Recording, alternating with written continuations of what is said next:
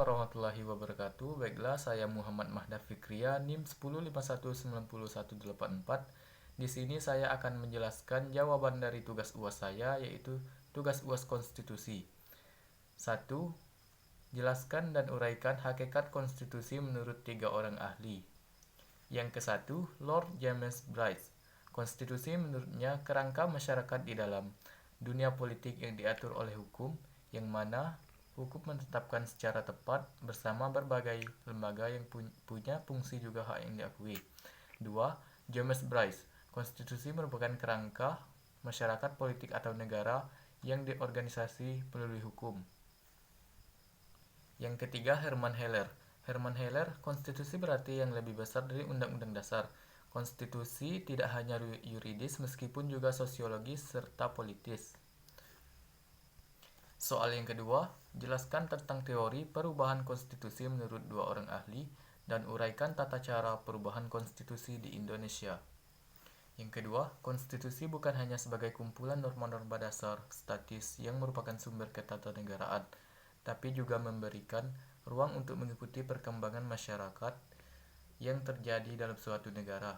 Adapun menurut para ahli, yaitu menurut C.F. Strong, bahwa cara perubahan konstitusi ada 4 macam, yaitu 1. Perubahan konstitusi yang dilakukan oleh pemegang kekuasaan legislatif dan pembatasan-pembatasan tertentu. 2. Perubahan konstitusi yang dilaksanakan oleh rakyat melalui suatu referendum. 3. Perubahan konstitusi yang dilakukan oleh sejumlah negara-negara bagian yang terdapat pada berbentuk serikat. 4.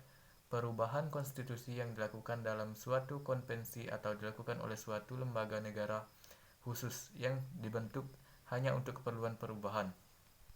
Jawaban yang ketiga yaitu memang tidak sepatutnya untuk dilakukan dalam Kementerian Keuangan karena ini sangat merugikan mereka, apalagi rakyat-rakyat di Indonesia. Menurut saya hanya itu saja. Soal yang keempat yaitu berikan satu contoh kasus pelanggaran konstitusi yang terjadi di Indonesia serta berikan penjelasan dan analisa saudara atau kasus yang dimaksud.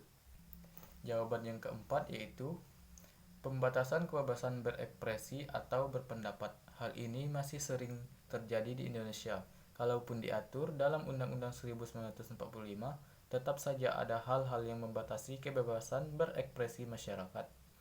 Negara kita adalah demokrasi dan rakyat adalah raja, yang harus memiliki hak untuk didengar.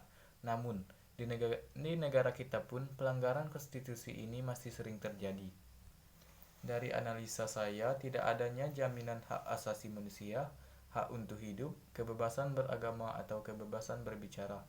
Kenyataannya tidak mungkin memberikan jaminan perlindungan hak asasi manusia secara utuh.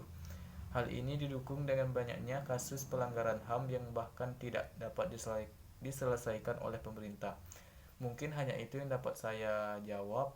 Mungkin ada kurangnya, saya mohon maaf. Terima kasih. Wassalamualaikum warahmatullahi wabarakatuh.